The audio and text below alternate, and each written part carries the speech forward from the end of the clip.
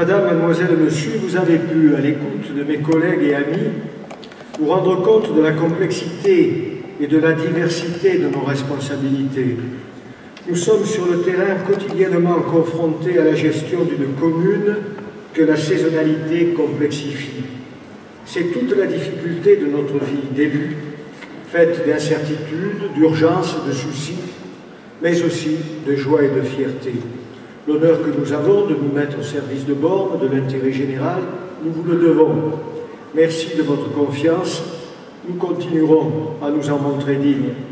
C'est pourquoi nous avons été très honorés et très fiers, pour Bormes, de recevoir en votre nom le président de la République, M. Nicolas Sarkozy, en visite officielle. Nous avons l'habitude d'accueillir le président de la République à Bormes, au fort de Brégançon. Le président et Mme Jacques Chirac, tout particulièrement, nous ont honorés de leur présence régulière et de leur amitié. Mais jamais Bormes n'avait reçu en visite officielle un président de la République. C'est fait.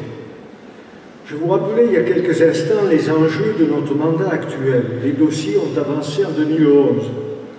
Le contrat de collecte et de traitement des ordures ménagères a été renégocié au sein du CIVOM, devenu syndicat mixte depuis la création de l'MPM, et notre fermier assure un service de qualité à la satisfaction générale.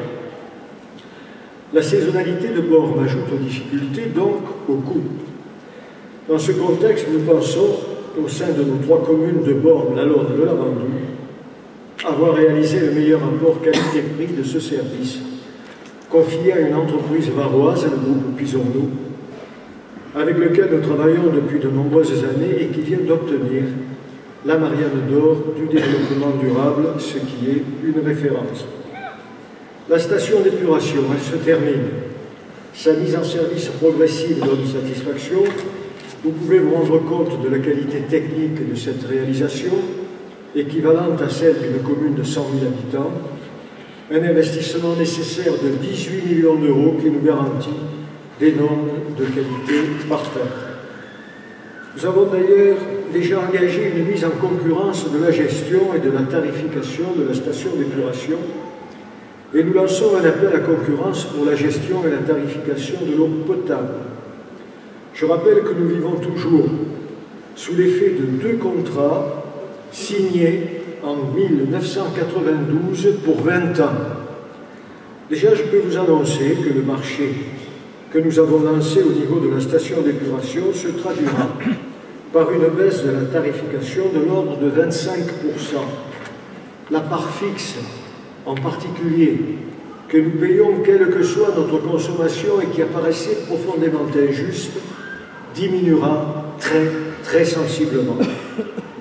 Mais il est nécessaire de rappeler que dans la facture que chaque usager paie, la part de la station d'épuration ne représente environ que 14%. C'est la négociation du prix de l'eau qui reste essentielle. Elle sera difficile car l'eau nous est vendue par la Société du Canal de Provence qui a le monopole et impose ses prix à prendre ou à laisser en nous garantissant en retour de ne jamais manquer d'eau, ce qui est la moindre des choses, mais indispensable. Une tâche difficile nous attendons, dont nous vous rendrons compte, c'est notre 3e enjeu. 2012 et 2013 devront aboutir. J'espère alors lever avec vous nos verres pleins d'une eau de qualité, la moindre de ces qualités n'étant pas son prix revu à la baisse. Le PRIF.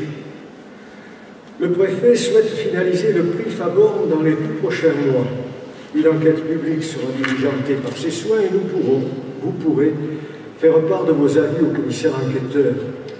La mise en place du PRIF sera une charge financière pour la commune que nous évaluons à 3 millions d'euros et que nous répartirons dans les 5 années qui suivront l'arrêt du PRIF. Nous ne pourrons donc pas accepter de raccourcir ce délai à 3 ans comme le souhaite Monsieur le Préfet. C'est impossible financièrement, c'est donc inenvisageable pour nous, car c'est nous, à Bormes, qui vivons et gérons la crise au quotidien et qui gérons notre budget. Les services de l'État ne doivent pas l'oublier, qui, rappelons-le, sont dans l'incapacité de nous apporter la moindre aide financière. Alors,